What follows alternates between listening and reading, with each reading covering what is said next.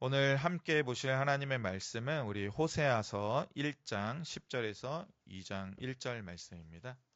그러나 이스라엘 자손의 수가 바닷가의 모래같이 되어서 헤아릴 수도 없고 셀 수도 없을 것이며 전에 그들에게 이르기를 너희는 내 백성이 아니라 한 그곳에서 그들에게 이르기를 너희는 살아계신 하나님의 아들들이라 할 것이라.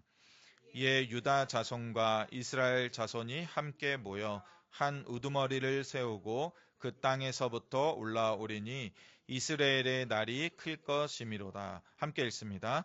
너희 형제에게는 암미라 하고 너희 자매에게는 루아마라 하라. 아멘.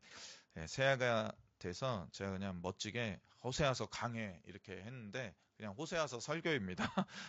한 4번에 걸쳐서 호세아서를 주일날 좀 다루려고 하는데 호세아서가 주는 큰 은혜가 있거든요. 그래서 설교의 이제 타이틀이 부부의 세계입니다. 그래서 목사님이 부부간의 관계에 대해서 뭐 솔루션을 주려나?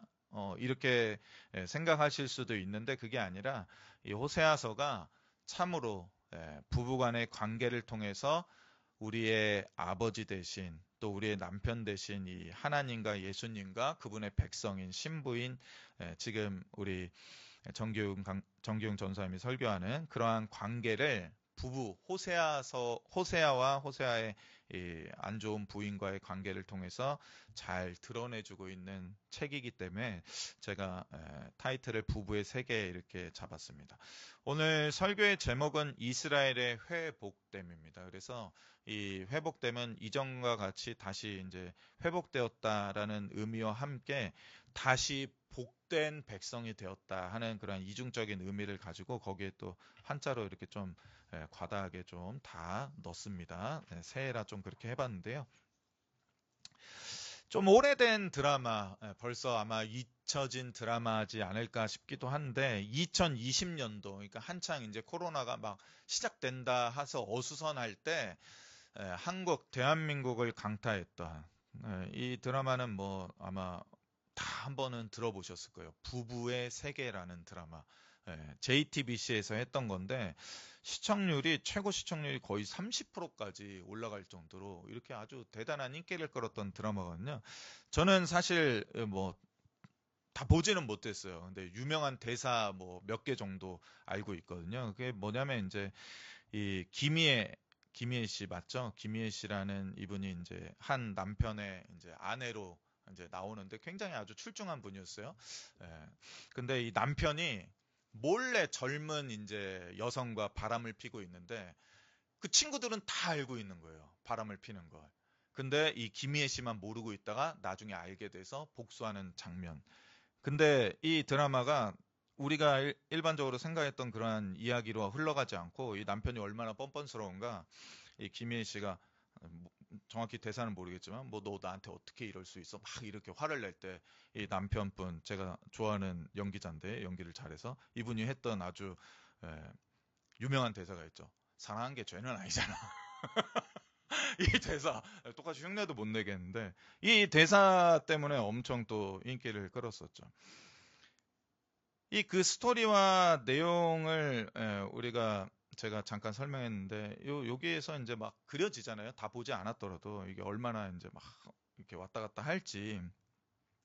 근데 호세아서가 마치 고대의 이 부부의 세계라는 드라마와 같이 이게 고대판, 성경의 구약판이라고 좀 생각하시고 좀 호세아서를 보시면 더 흥미롭게 재미있게 좀 접하실 수 있을 것 같습니다. 호세아서는 구약에서 처음으로 하나님과 이스라엘 관계를 부부의 관계로 설명해낸 선포한 선지서거든요.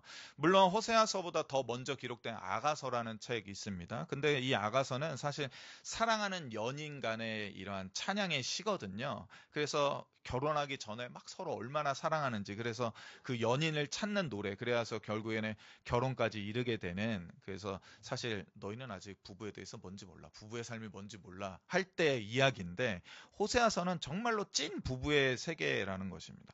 그런데 이 부부의 이야기가 이 부부 사이의 이야기가 성경에 나오는 것임에도 불구하고 아름답지 않다는 것입니다.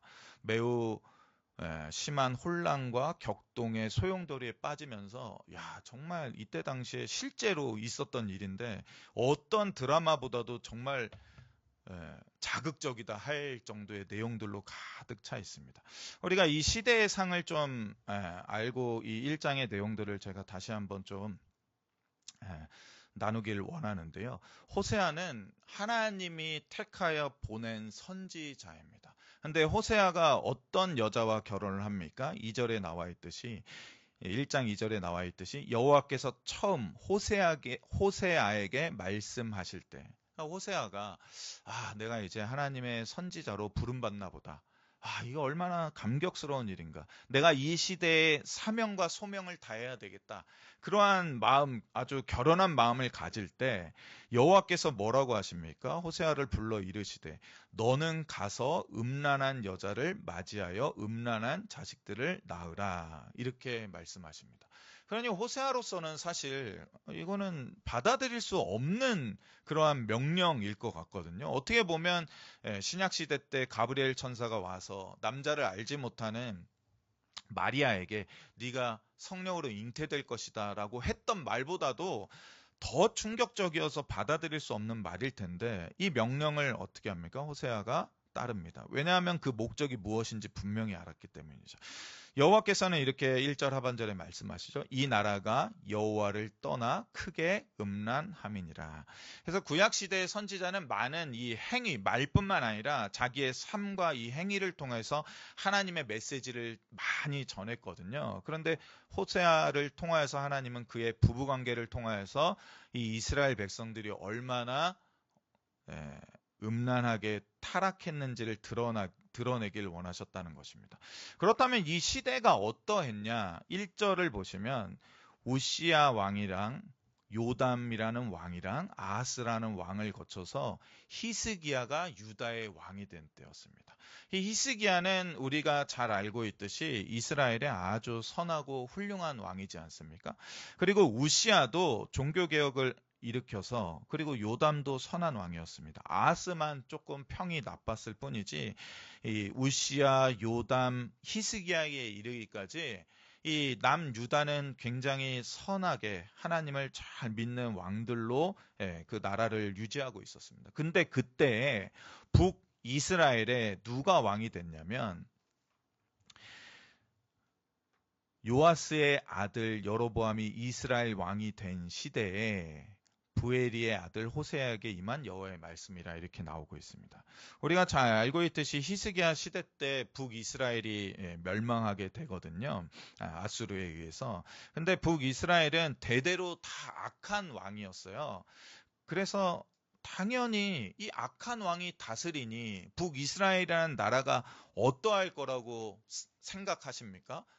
이렇게 하나님을 믿지 않고 결국에는 이제 곧 멸망할 이 왕이 세워졌다 하면 북이스라엘은 당연히 저주받고 농사도 안 되고 목축업도 안 되고 정치와 경제가 다 혼란스럽고 그럴 거라고 우리가 예상하잖아요. 근데 호세아가 북이스라엘에서 활동했던 이 시기에 북이스라엘은 대대로 악한 왕이고 지금 가장 어떻게 보면 또 악한 왕이 세워졌음에도 불구하고 북이스라엘은 전례가 없이 나라가 부흥하고 번영하고 있었습니다. 사회 경제에 있어서 대단한 황금기를 맞이하고 있었다는 것입니다. 영적으로 신앙적으로는 몰락의 길을 걷고 있는데 그래서 하나님이 그 시대를 대표하는 단어로 지금 제대로 믿어. 왜 이렇게 신앙을 못 믿어? 왜 이렇게 믿음이 없어? 정도가 아니라 저 나라는 비록 내 나라지만 음란한 나라야. 정말 망해야 마땅한 나라야라고 음란한 세대라고 그렇게 하나님이 말씀하시는데도 불구하고 유례없는 황금기와 부흥기를 맞이해서 오히려 남유다보다도 더 잘 살고 있었습니다. 아니 어떻게 세상적인 번영과 부와 이때는 또 구약시대 아닙니까? 이 신앙이 어찌하여 일치를 이루지 못하고 있지? 우리가 구약시대 때 알고 있는 하나님은 하나님을 잘 믿으면 복을 받고 건강하고 부하게 되고 번영한다고 말씀하셨고 이른 비와 늦은 비를 항상 내려주시고 우리가 가진 모든 것을 지켜주신다고 약속하셨는데 어떻게 복과 부가 이 신앙이랑 일치하지 않게 가장 신앙이 바닥으로 떨어져 있는 북이스라엘이 어떻게 가장 번영할 수가 있지? 이런 의문을 갖게 되는 그러한 시대가 바로 이 호세아 시대였습니다. 영적으로는 가장 음란한 세대가 어떻게 실생활에서는 가장 부유함을 누리고 있을 수 있는가? 그렇다면 하나님의 백성이 된다는 게 무슨 의미가 있지? 아니 하나님을 그냥 저는 무교예요. 저는 하나님 안 믿어요 정도가 아니라 음란하게 우상을 섬기며 타락의 길을 가고 있음에도 잘 되고 있다면 과연 이러한 시대 때 하나님의 백성이 되는 게 무슨 소용이 있지? 내가 안미, 즉 하나님의 백성이라고 부름 받는 게 무엇이 좋습니까? 를 질문하게 만드는 그러한 성경이라는 것입니다. 아니 내가 하나님 없이도 그냥 하나님 없는 게 아니라 내가 그냥 하나님 무시하고 괄시하고 미워하고 그래서 하나님이 가장 싫어한 그러한 나쁜 짓들만 골라 하는데도 하나님이 주시는 긍휼보다도 내가 더 잘 살고 있다면 내가 과연 루하마가 된다 한들 더 나은 게 뭐가 있어요? 라고 질문하는 시대 가운데 지금 호세아는 선지자로 부름받은 겁니다. 그래서 그의 고멜을 통하여서 태어날 두 자녀의 이름이 어떻게 됩니까? 로루하마라 하라. 그래서 거기에 주석 달려있죠. 설명. 긍휼히 여김을 받지 못하는 자. 그리고 9절에 이르면 로암미라 하라 해서 내 백성이 아니다. 그런데도 북이스라엘 백성들은 깨닫지를 못했습니다. 하나님의 긍휼 없어도 나 잘 살고 있는데? 아니 내가 그냥 태생이 유대인이지 나 하나님 안 믿어. 나 하나님의 백성 아니어도 나 지금 너무 잘 살고 있어. 나 바알의 백성인데 지금 부자잖아. 농사 너무 잘 되잖아. 이런 시대에 지금 호세아는 선지자로 부름받았습니다. 제가 이 본문을 묵상하고 있을 때 제 친구의 간증이 하나 떠올랐어요. 참 귀한 간증인데 저와 이제 초등학교, 중학교, 고등학교 시절을 거쳐서 대학교는 달랐지만 어떻게 보면 초등학교 때부터 지금까지 일평생 같이 교제하면서 지금은 자주 못 만나지만 어릴 때부터 한 교회에서 신앙생활했고 고등학교 때도 참 많이 놀러 다니고 그랬던 친구인데 이 친구는 저와 매우 닮은 가정 환경을 가지고 있었어요. 저희 아버지도 이제 사업을 하시다가 늦게 신학을 하셨는데 그 친구의 아버님도 사업을 하시다가 늦게 신학을 하시고 목회자가 되시고 그리고 결혼을 하고 저와 그 친구도 동일하게 결혼을 했는데 둘 다 아들만 하나고 나이도 똑같고 학년도 똑같아요. 근데 이 친구가 6, 7년 전에 한 2019년도쯤에 건강검진을 받게 됐습니다. 늘상 하는 거잖아요. 근데 위염이라고 이제 건강검진을 받게 됐는데 계속 소화도 안 되고 불편하고 이런 거예요. 그래서 이제 자기 친척 중에 이제 보험하시는 그런 이모님이 계셔갖고 나 지금 건강검진 받았는데 위염이라 해서 약을 한 달째 먹고 있는데 전혀 차도가 없고 계속 불편하다. 그랬더니 이제 그 이모가 이제 조언을 해주기를 혹시 모르니까 일단 암보험 몇 개 가입해. 그래서 이모가 보험 설계사니까 암보험을 몇 개 가입한 다음에 큰 병원에 가서 검사를 받았더니 위암 말기로 판정이 됐습니다. 근데 그 전에 어떠한 증상도 없었어요. 워낙에 잘 먹고 생활 잘하는 친구였거든요. 근데 그 큰 병원에서 이제 위암 말기다. 왜 이렇게 늦게 왔냐. 그럼 어떻게 해야 됩니까? 근데 아시죠? 위암은 그나마 좀 치료가 가능한 가능성이 있는 암이거든요. 전 세계에서. 근데도 그 선생님이 얘기했대요. 지금 진짜 끝까지 다 간 위암 말기라 개복을 해봐서 수술할 수 있는 상태면 수술을 하지만 개복을 해서 봤는데 수술할 수 없는 상태면 그냥 아무 조치 취할 수 없습니다. 그냥 개복한 거 그냥 다시 꿰매야 됩니다. 이럴 정도로 정말 위험한 말기 상태였습니다. 그러니 이 친구가 받은 충격, 가족들이 받은 충격이 어마어마했죠. 죽는다고 생각했대요. 이제 수술날 다가와서 만약에 뚜껑 열었는데 수술 못한다고 하고 이 의사 선생님조차도 단다면 어차피 다른 병원 가도 방법이 없겠구나. 이제 죽겠구나. 그 생각을 해서 이제 정말로 울고불고 난리치고 이렇게 시간을 지나서 이제 수술 당일이 돼서 이제 개복을 했는데 다행히 참으로 하나님의 은혜로 그 위에만 암이 딱 번져 있고 다른 데는 전이가 안 돼 있던 거예요. 그래서 그 선생님이 위 전체를 다 떼어내고 그 주변에 있던 이제 소화기관도 몇 개 이제 절제해서 다시 봉합하고 수술을 끝내고 오랜 시간 동안에 거쳐서 항암 주사 치료 8번 받고 나서 그리고 나서 저한테 전화를 했더라고요. 야, 나 이런 일이 있었어. 이렇게 됐어. 이렇게 얘기하더라고요. 근데 위절제 수술을 하고 회복기를 거치고 항암 치료에 들어가고 나서 정말로 고통의 시간을 보내고 있을 때 정말로 죽고 싶을 만큼 힘들었을 때 그때 하나님께서 이 친구에게 큰 깨달음을 하나 주셨다면서 저에게 간증을 하더라고요. 처음에는 하나님께서 나의 인생, 그 친구의 인생을 돌이키게 하기 위해서 이 위암 사기 말기까지 넣도록 하신 거구나. 그래서 건강검진을 통해서 그래도 위험이라는 걸 알게 되고 또 친척의 도움을 받아 또 암보험도 급하게 가입하게 하고 그리고 치료받게 해서 돈도 별로 안 들고 해서 이렇게 회복 과정을 거치게 하시는구나 이런 생각을 했다고 합니다.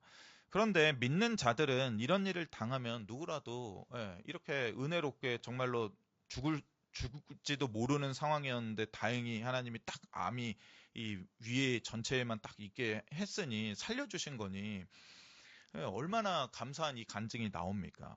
처음에는 이 친구도 하나님 왜 나한테 이런 일이 생긴 거예요? 라고 원망도 많이 했답니다. 근데 2, 3개월 치료 과정을 거치면서 하나님이 나의 인생을 회복시키기 위해 오히려 이렇게 암이라는 이 큰 병을 주셨구나. 그렇게 생각하며 감사했답니다. 그런데 병원에서 시간을 더 보낸 거예요. 그리고 이제 이게 엄청 큰 수술이었잖아요. 그러니까 암 환자 요양병원에서도 오래 입원 치료를 받았어요. 그러니까 시간이 많잖아요. 그러니까 책도 많이 읽고 뭐 성경도 읽고 찬양도 하고 뭐 기도하고 말씀하는 시간을 너무 많이 갖다 보니까 거기에서 하나 더 깨닫게 됐다고 거기서 저한테 고백하는 게 있었는데 제가 그걸 듣고 야, 정말 하나님 대단하시다 이런 생각을 했습니다. 그 친구가 암 환자 요양병원에서 오랜 시간 보내면서 자기의 이 살아왔던 시간을 반추해 봤대요. 그랬더니 이 위암 말기라는 이 큰 병이 하나님께서 나를 고치시려고 주신 게 아니었구나를 깨달았대요. 그래서 제가 아니 무슨 말이야 그랬더니 그 친구가 하는 말이 내가 지금까지 내 삶의 이 생활 방식을 돌아보니 나는 정말 위암이 아니라 다른 암에 걸렸어도 마땅한 그러한 삶을 살았다는 것입니다. 항상 아침에 출근해서 밤늦게까지 사람 상대하며 스트레스 받고 오니까 집에 와서 이제 음주도 좀 하고 새벽 4시까지 잠 안 자고 게임에 빠져서 게임하고 그런 생활을 수십 년을 반복해 왔던 거예요. 그러니 암에 안 걸릴 수가 있겠습니까? 주말마다 막 캠핑 가고 막 쉬지도 않고 막 그렇게 살아왔으니 뭐가 걸려도 너무나도 당연한 인생을 살아왔다는 것입니다. 그런데 이 병은 사실 내가 자초한 병이었던 거죠. 이 위암조차도 나의 생활 습관 때문에 일어난 거예요. 근데 이러한 자신의 생활 방식이 계속되고 있는데도 단 한 번도 회개하거나 깨닫거나 하지 않으려고 하나님 내가 지금까지 너무나 스트레스 받는다고 이 핑계 저 핑계 대면서 신앙생활도 내팽개치고 사회생활에 찌들면서 가정도 잘 돌보지 못하면서 나 좋을 대로만 생활했네요. 내가 정말 잘못했습니다. 그렇게 회개 단 한 줄도 하지 않을 때 하나님은 이 암을 발견하게 하시고 자기를 살려줄 길을 내주셨다고 고백하게 된 거예요. 그러니까 자기의 인생을 바꾸기 위해서 위암을 하나님이 주시고 그 위암을 치료해 주신 게 아니라 내 자신의 삶의 방식이 이미 어떠한 암에 걸려도 될 만큼 엉망진창이었고 죽기 직전까지 몰리는 삶을 살았는데 그러한 나를 불쌍히 여기셔서 단 며칠 몇 주만 더 지났어도 전이 됐을 거라고 했다고 하더라고요. 그런데도 하나님께서 이 사망 선고 받을 직전에 있던 나를 건져주시고 돌아오게 하신 거구나. 그래서 거기서 정말 하나님 앞에 무릎을 꿇었다고 하더라고요. 하나님의 백성이 된다는 것이 그래서 좋은 것이 무엇입니까? 끔찍한 질병, 죽을 수도 있는 암 같은 병에 절대 안 걸리게 되는 것, 그게 아니라는 거죠. 누구나 하나님을 믿는 백성도 암과 같은 목숨을 위협하는 끔찍한 병에 걸릴 수 있다는 것입니다. 그러나 하나님의 백성에게는 이 일조차도 하나님의 일하심과 준비하심과 예비하심 가운데 있는 일임을 이 친구와 같이 결국에는 깨닫게 하신다는 것입니다. 그리고 하나님의 준비하심과 계획하심 밖에서 느닷없이 우리에게 일어나는 일은 없다는 것을 알고 안심할 수 있다는 것입니다. 비록 내가 이 위암으로 죽다 하더라도 하나님은 그 이의 일을 계획하실 거구나는 확신을 갖고 위로를 받는다는 것이죠. 그에 대해서 사도 바울이 이미 에베소서에 교회에 편지하면서 이렇게 말했습니다. 모든 일을 그의 뜻의 결정대로 일하시는 이의 계획을 따라 우리가 예정을 입어 그 안에서 기업이 되었다라고 말씀하는 겁니다. 그러하기 때문에 하나님의 백성이 된다는 것은 우리에게 너무나 좋고 감사한 일입니다. 또한 루하마가 된다는 것, 하나님의 긍휼을 받게 된다는 것은 또한 무엇입니까? 하나님의 긍휼을 받게 되면 내 인생의 모든 일이, 내 삶의 전부가 항상 평탄하고 쭉쭉 뻗어나가는 고속도로와 같은 길을 걷는 것입니까? 아니죠. 하나님의 긍휼을 입으며 산다 하더라도 때로는 구불구불한 길을 오래도록 가야 할지도 모릅니다. 한 발 오르려고 이토록 애를 썼는데 자꾸만 두세 발 뒤로 밀려 떨어지는 그러한 때도 있다는 것입니다. 하나님의 긍휼을 받는 루하마의 인생을 살면서도.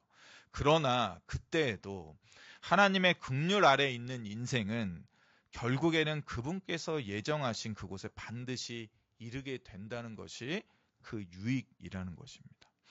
그래서 이사야 선지자도 이렇게 노래하라 명합니다. 하늘이여 노래하라, 땅이여 기뻐하라, 산들이여 즐거이 노래하라.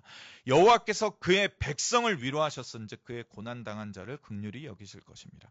오직 시온이 이르기를 여호와께서 나를 버리시며 주께서 나를 잊으셨다 하거니와 여인이 어찌 그 젖먹는 자식을 잊겠으며 자기 태에서 난 아들을 긍휼히 여기지 않겠느냐. 그들은 혹시 잊을지라도 나는 너를 잊지 아니할 것이라. 이것이 바로 로암미와 루하마가 되는 것의 은혜입니다.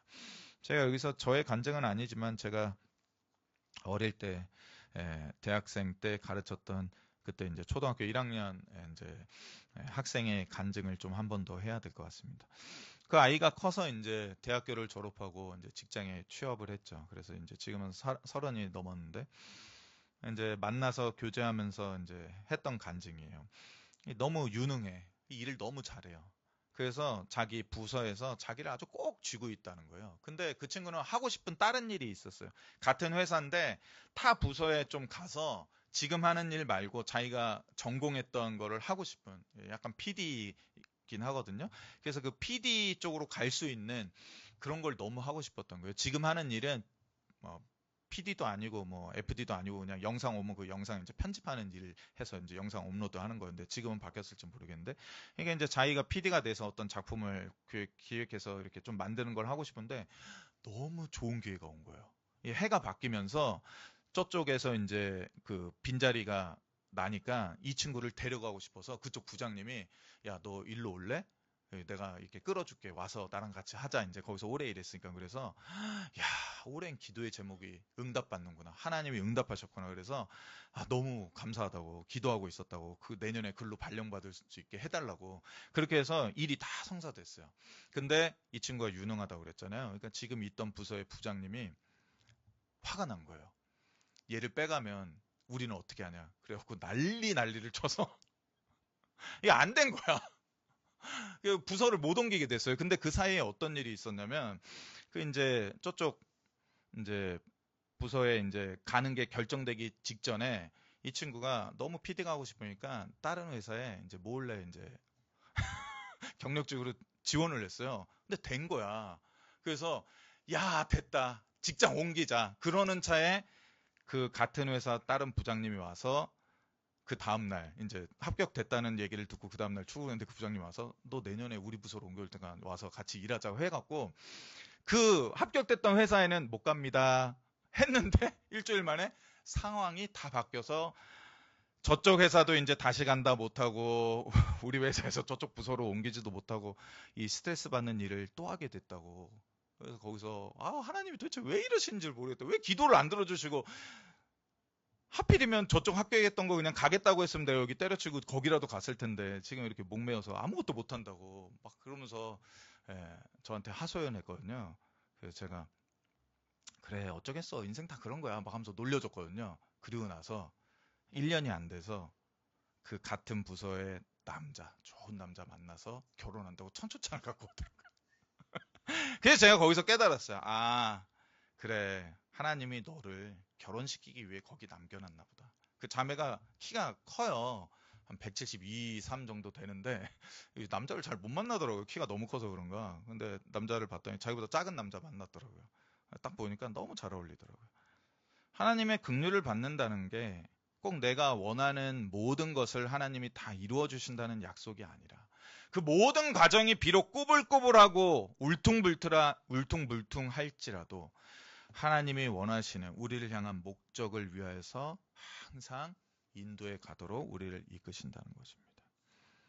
호세아서의 이 이야기는 안 믿는 자들, 하나님의 백성이 아닌 자들, 저 밖에 있는 누구에 대한 이야기가 아닙니다. 오히려 믿는 자들, 하나님의 백성인 우리, 바로 하남 우리 교회 사람들에 관한 이야기입니다.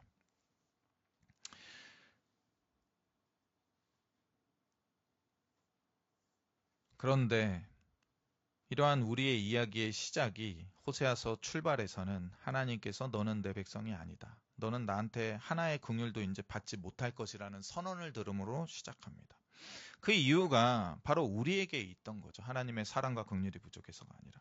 그런데 우리의 믿음과 신앙이 부족함에도 아무것도 기대할 것 없는 우리의 삶 가운데서 다시금 하나님께서 먼저 손을 내미셔서 이제는 너를 나의 백성으로 암미로 이제는 내 긍휼을 받을 자로 루아마로 너를 부르겠다 한 그 약속의 말씀입니다. 그리고 다시 한번 우리에게 약속해 주시죠. 이스라엘의 자손의 수가 바다와 모래같이 되어서 헤아릴 수도 없고 셀 수도 없게 될 것이다. 바로 하남 우리 교회를 그렇게 만드시겠다는 하나님의 약속입니다. 전에 그들에게 이르기를 너희는 내 백성이 아니라 너희는 망할 것이다. 너희는 버려질 것이다 한 그곳에서 다시금 우리에게 너희를 세울 것이다. 너희를 부흥케 할 것이다. 너희에게 은혜 베풀 것이다. 너희를 통하여서 온 세상의 빛과 소금의 역할을 감당하도록 할 것이다 하는 이야기가 바로 이 호세아서가 우리에게 주시는 말씀입니다. 그리고 그날에 즉 오늘이라는 이 시간에 하나님께서는 저 천상에서 우리를 암미라 부르시며 우리를 루하마라 부르시며 지금 노래하고 계시다. 즐겁게 찬양하고 계시다는 사실을 우리가 이 호세아서 계속되는 설교를 통해서 깨달아 나갔으면 참으로 좋겠습니다.